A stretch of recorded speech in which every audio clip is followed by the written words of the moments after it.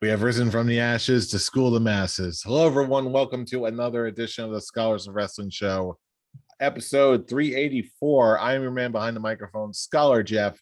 Joining us this day, the lovely and talented, the OG undisputed Scholar Tarek himself.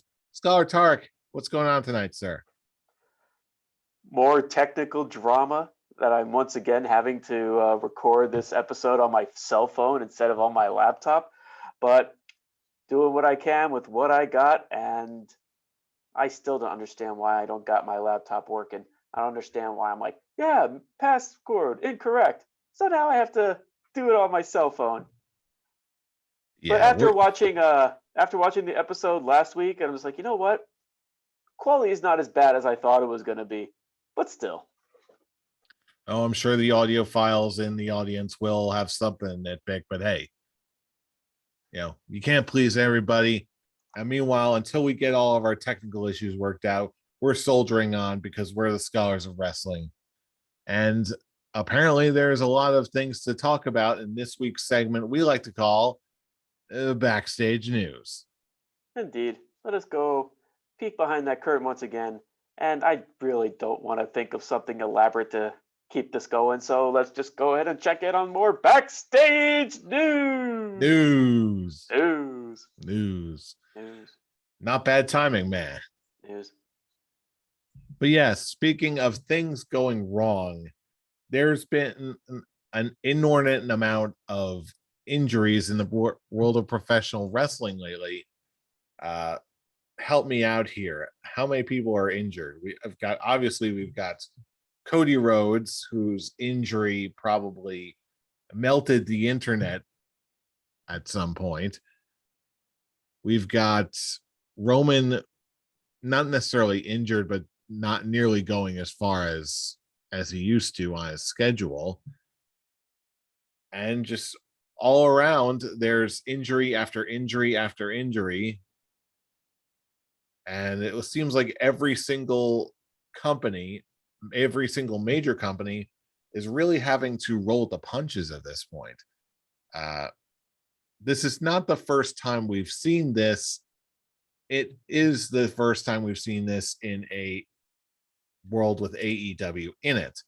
So I guess right now the question begs, what does both company do going forward? What does their title picture look like? And how would you book it?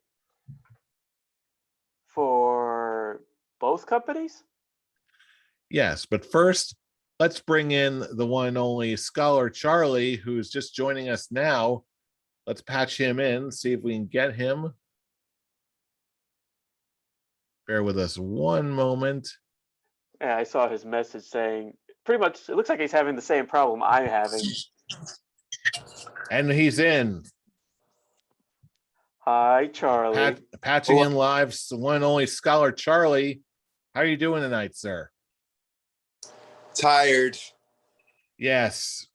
Looks like you're having the same technical issues that I have, and just not being able to connect through my laptop and having to do it through a cell phone. Yeah.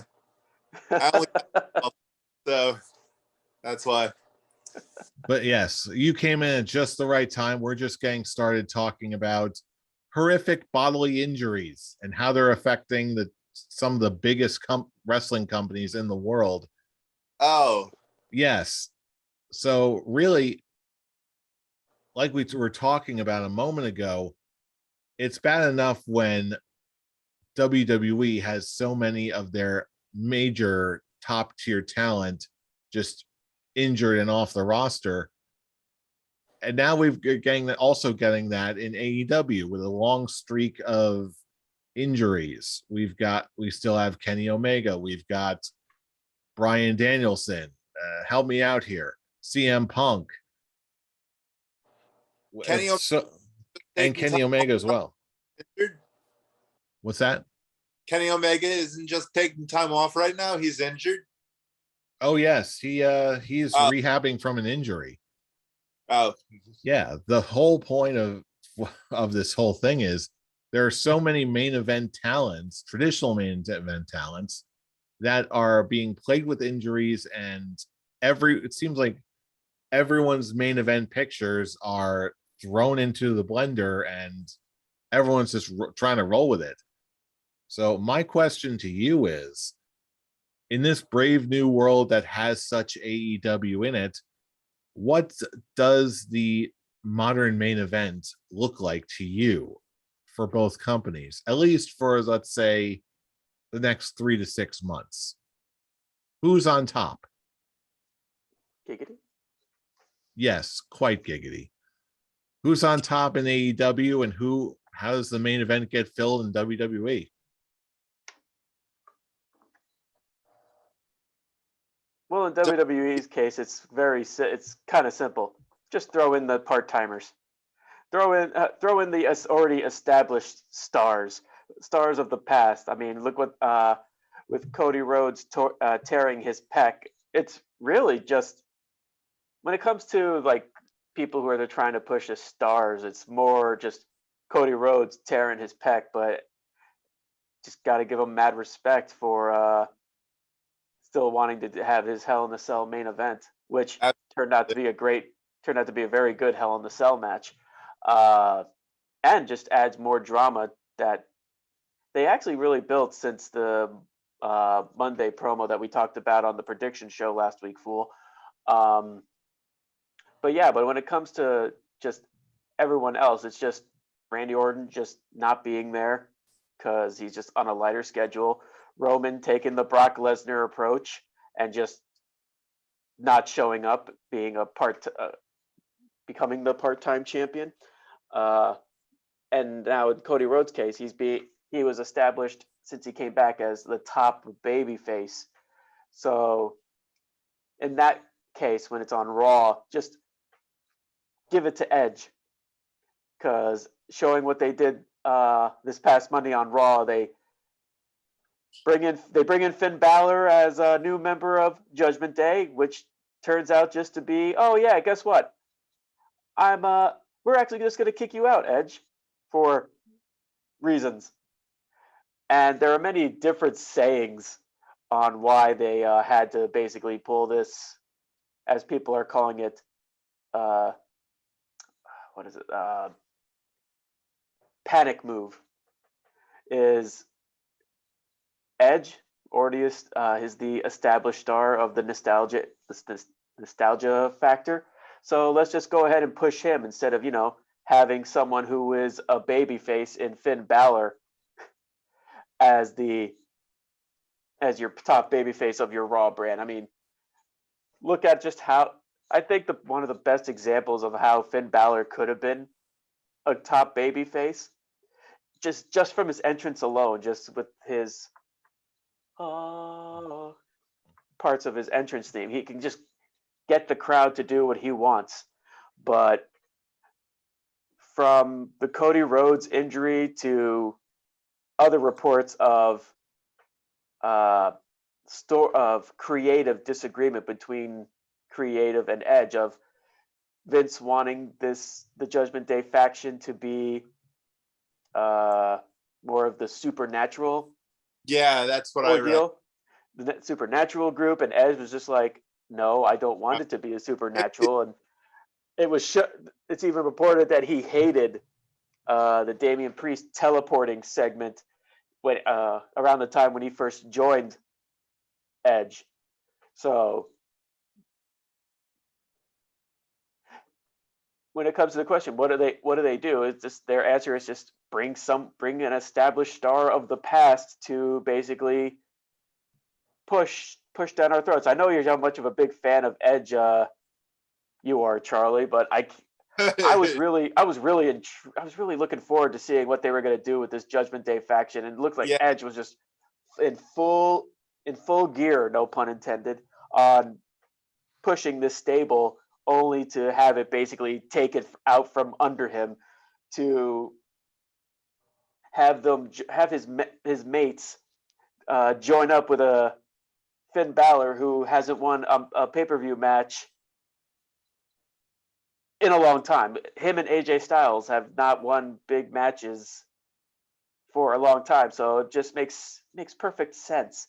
Oh, let's go team up with Finn Balor over the guy who has actually been giving us wins. But yeah, creative, stupid as hell. At the end of the day, I'm seeing Edge versus Finn Balor, so I'm perfectly fine with it. Yeah, that's one thing I can say is that for all of their shortcomings, they seem to have something in mind to deal with this whole situation. Again, for the uninitiated, we are recording this on Friday night, right after SmackDown and Rampage. Congratulations, Walter, on winning the Intercontinental Championship. Yes. Yeah. Walter. Yes, we got Walter on SmackDown winning the Intercontinental Championship, Gunther, whatever. Don't call him that. Hey, considering I also got Lacey Evans in the Money in the Bank match also tonight, I'm feeling pretty nice.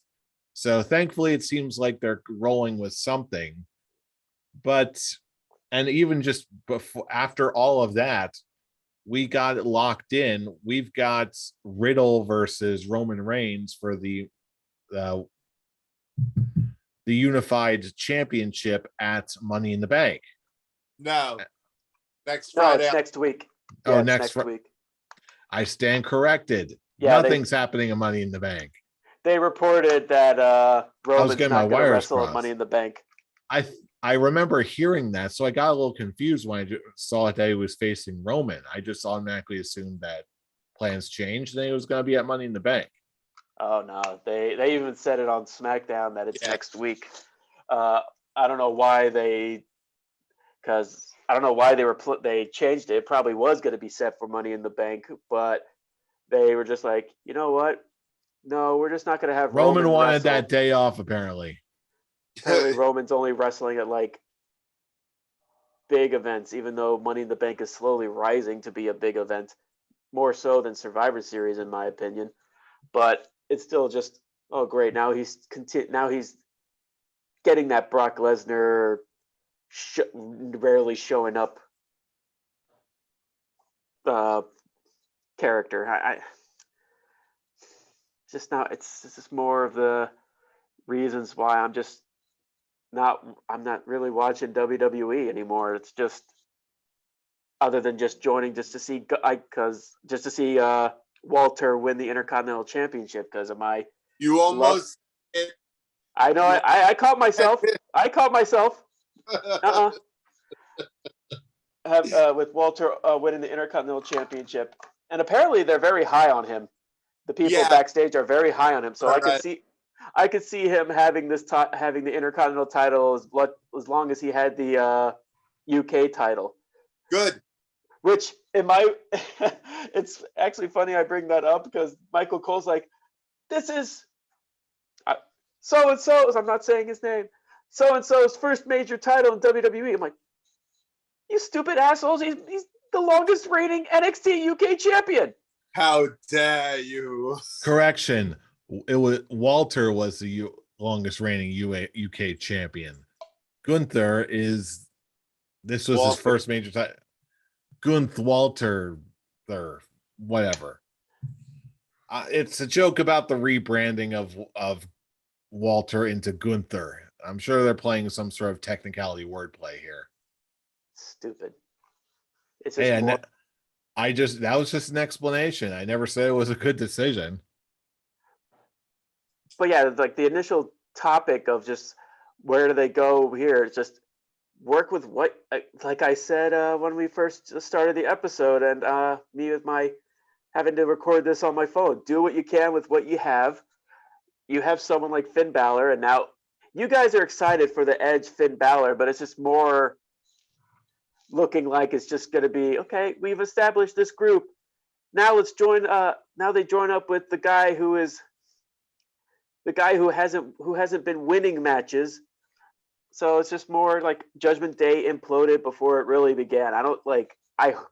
I'm just not relying on WWE. Now they're setting Edge as a top baby face of the brand. Now it's just you don't see him losing. It's just basically it's like, oh, you betrayed me. You're gonna get your comeuppance type of bullshit story. Typical WWE is like, oh, bad guys get thwarted. So changing gears for just a moment, looking again at the AEW side of things. Obviously, you've all heard by now CM Punk is out with an injury. Thankfully, he just got some successful surgery on his foot, so his road to recovery is beginning. But in the meantime, we also have an AEW interim championship tournament that apparently it looks like it's going to be John Moxley competing for the interim championship against someone at Forbidden Door, either Hiroki Goto or Hiroshi Tanahashi. Gee, I wonder who is it going to be. Yeah, I was going to say, just say it's Tanahashi because we already know who it's going to be. So again, I don't know how much any of you here know about foot injuries, and I don't know how long we think that CM Punk is going to be out for. But I've got to wonder, how in the world likely is it that Tanahashi actually beats John Moxley? So that's one way that they end up getting the CM Punk Tanahashi match. I Or think is that's it? what I You think think that's that's what's going actually to what happen? I do think they're going to give Tanahashi the belt just so they can have the CM Punk match in the near future. Yeah, there's been some talk early on that Tanahashi apparently wants him to be CM Punk. He wants him to be at Wrestle Kingdom, which would be absolutely stellar if that actually happens. Have that be CM Punk's return match for the to be the undisputed AEW World Champion. Yeah, that would be totally amazing. I would be all, again, no pun intended, all in for that. That would be a very interesting thing, but again, I think I can certainly see it as being a possibility. It's just a question of who's going to be available when. Is CM Punk going to be healthy in time? And can AEW and New Japan actually manage to pull off a deal for such a big title defense at something like Wrestle Kingdom? I honestly don't see why not. When's Wrestle Kingdom? Yeah. Someone correct me if I'm wrong, but I believe it's more towards the beginning of the year, like right after New Year's in the United States. Oh, okay. Then Punk should be cleared. It's certainly possible. We may need to check the latest calendars for early 2023 to see if I'm right at all. But Yeah, at least I'll with AEW, at least with AEW, I get the sense that because that they have that, I don't want to say revolving door, but more of an ensemble casting kind of booking, they're going to walk away with flying colors. And WWE, for all of its flaws in terms of main event booking, they, for the time being at least, it seems like they're doing okay. The question in my mind is just how long can they keep this up and make it remotely interesting at all? Okay, I can't find any like. Let's see, Wrestle Kingdom 17. Yeah, while you're looking up Wrestle Kingdom, we are also coming hot off the heels, pun fully intended, on Hell in a Cell 2022 with WWE. And I don't know about you, but I was pleasantly surprised with some of the matches we got. Absolutely. Now, just to open things up real quick, what was your match of the night? Because I've got a feeling there's going to be some variance on this one. For which one? For Hell in a Cell this year. Which one? There were a few good matches on here. I can see a few different options for match of the night. Pitching it over to you guys. Which one was your personal match of the night? Tarek, do you want to go? You can go first because I'm okay. January 4th. Doing research. January. Oh, there you go. All right. Yeah. I was highly invested in the two matches that I went in looking to watch, which was the trios match and, of course, the Hell in a Cell match itself. The trios match, in retrospect, you can't really look at as that great because it meant nothing. But the Hell in a Cell match, you can't take anything away from Cody Rhodes after that. He is a once in a lifetime star.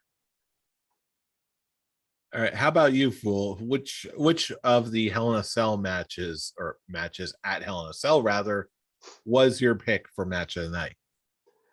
It does it has to go to the Hell in a Cell match, because as Charlie said, that was the one match that actually got me to watch this event in the first place.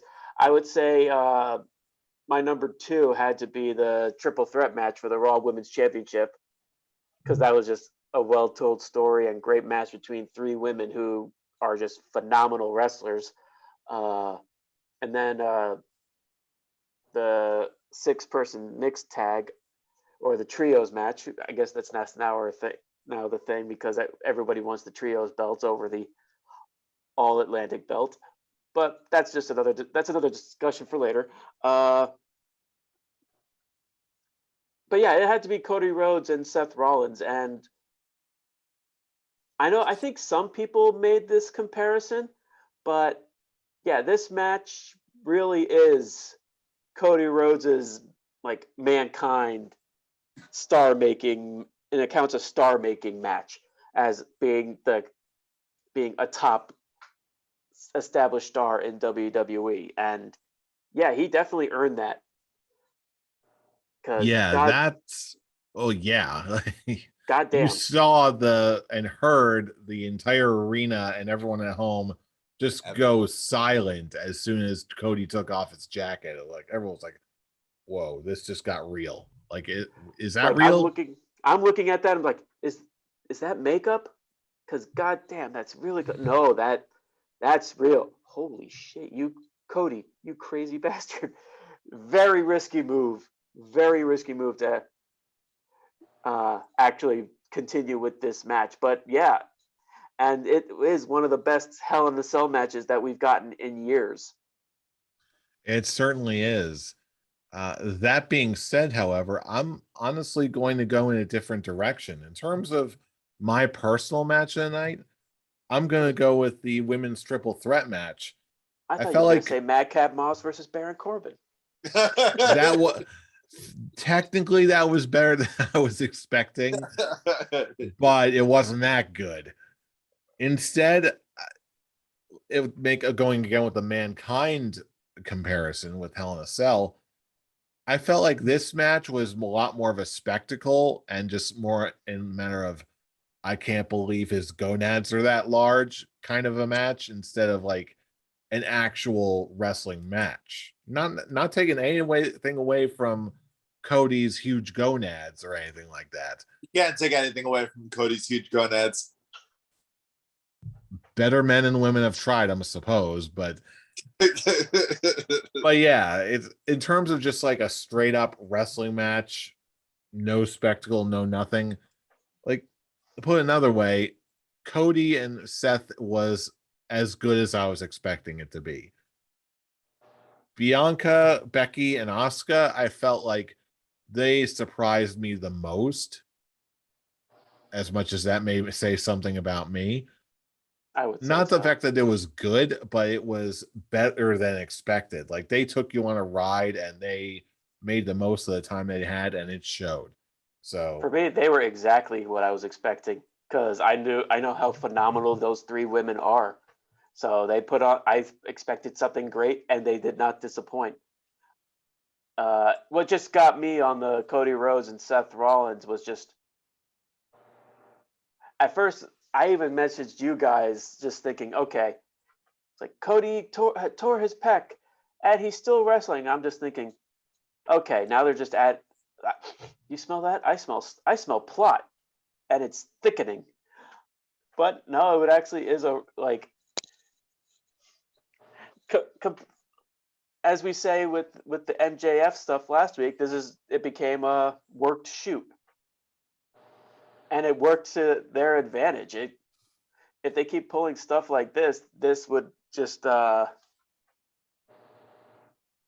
bring people just going, okay, let me have a reason to watch WWE. But for the rest of the card, I mean, Bobby Lashley almost MVP. Mm-hmm. There's a reason I didn't bring it up. Kevin Owens and Ezekiel was a shocker just because Kevin Owens won, but just also thinking about it in the long run, of course Kevin Owens won. He had a match with Stone Cold Steve Austin. Of course he's going to be the one to winner. And True. it is now reached that point. It doesn't matter what his character is going to be. Ezekiel, Elias, it doesn't matter. I don't think the guy cannot get himself over with the crowd. Or at least when it comes to putting on good matches. The Ezekiel character is now just a bland character. He worked well as Elias because he knew how to work the crowd, but they just, I don't know what the hell they were planning on doing with him. I mean, to be fair, he went as far as you can go with the Elias character, in my opinion. Madcap Moss, Baron Corbin was a typical no holds barred match. I think the only real highlight that come out of that one is the audience wanting tables, and they didn't give them tables. I think we had to wait for Seth to do it in the Hell in a Cell match. I guess it just shows how strict WWE is with how it's like, you do what you're told to do. You do something off script, you will get in trouble. Pretty much. It's like you really can't have a table in 2 matches? That's just silly. Yeah, it's some people just tend to benefit in that kind of structure in terms of booking and all that. Others, they just are incredibly stifled more often than not, which results in like what we just talked about. But all that being said, everything taken into account, what are your final scores, your final beard ratings for Hell in a Cell 2022? Charlie, let's pitch over to you first. What's your final score for Hell in a Cell this year? They took what looks really bad on paper and made something great out of it. I was pleasantly surprised, and I'd have to give it what's before a full beard. That would be yes. That would be a classic goatee. 3 stars. Classic goatee. Yes. Honestly, I feel like I would give it not a classic goatee, a high classic goatee, a very robust classic goatee. So, like, in terms of star ratings, I'm going to say a good 3 out of 5, or a 3.5 out of 5, rather. So you're just like classic, like how I am right now. Classic goatee. It's a Tarek goatee with the facial hair. You Goatee. can see the beard growing in. 5 o'clock shadow. Yes, I'm giving it a Tarek goatee. Cool. Speaking of, take us home. What do you got? I am going to take that extra step and give the show a 4 out of 5. The Hell in a Cell match is what is like a real big benefactor on just putting a third match that no one wanted, putting a great story with the final promo and just the additional shoot stuff with the pec, and doing what they did with a completely ripped, torn off pec was great. To respond with Charlie's statement on a card that doesn't look that great on paper, I think the card does look pretty good on paper, and minus probably the Bobby Lashley versus Almost an MVP, and maybe the Madcap Moss versus Happy Corbin, I'll add that because no one really cared about that storyline. But everything else kind of worked for it, and we got really good wrestling out of this show. And that's something that WWE actually does right when it comes to just putting on a show. They suck at their weekly television program, but when it comes to actually legit wrestling shows, they do a pretty good job at it. Or like the premium events, they do a really good job at it. And this one had 3 great matches. Three great matches, 3 okay matches, and then Bobby Lashley versus Omos and MVP. So yeah, I'll give this a 4 out of 5. I'll go full beard. I just grew it all out. Yeah, I really did enjoy this show. Yeah. All right. So there you have it. Those are our beard ratings for Hell in a Cell 2022. Now is the point in our show where we pitch it back over to you, our listening audience. Wait a You minute. got more? Oh, I guess it's not that time. Oh, got we're more. not there yet. We're not there yet. We missed There's something. there is something I want to bring up. All right, the floor is yours. And I'm actually glad that it's the 3 of us on the show this week. Because it actually is something that has to do with you, Fool, me, and our Scholars of Wrestling champion, Charlie. Okay, I see where this is going. All right. done. Okay.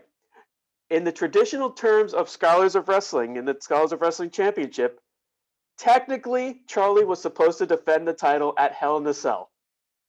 That was the 3rd event of the rules, but we didn't have it as a title match. So with that, I am basically just stating now that the title will be on the line. The 3 of us, because we were the 3 that won the predictions on that one with a 3-way tie at Forbidden Door. Okay. There we go. Triple threat. Scholar Charlie defending the Scholars of Wrestling Championship against yours truly and Scholar Jeff. 3-way dance. 3-way dance, baby. Woo. Sounds great. It's going to be super exciting. There we go. The gauntlet has been laid down.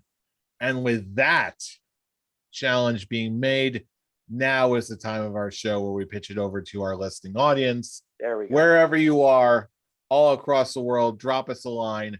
If you're on YouTube, hey, check out our podcast edition wherever you get your podcasts. If you're a podcast listener, hey, why not join the fun on YouTube? Wherever you are, check the description of wherever you're getting your podcasts and or YouTube shows. Check us out on our link tree for all the latest episodes and relevant links on our link tree. Just look for the Scholars of Wrestling show. But if you want to get in touch with us personally and join the conversation, you can check us out on Twitter and our personal social media accounts. Fool, where can they reach you? You can reach me specifically on Twitter for this one at the Avatar. And Scholar Charlie, where can they reach you? They can reach me at Charlene. And you can join me on Twitter, usually live tweeting something crazy or just making silly comments about Street Fighter 6 at I'm Robbie Rage. Seriously, it's time for Summer Game Fest around here, so that means only one of 2 things. Video games or wrestling. Yes, I am a teenager. But then again, you already knew that because you know who we are. We are the Scholars of Wrestling, and you have just been schooled. You're welcome. Welcome. Namaste. See you all for more fun soon.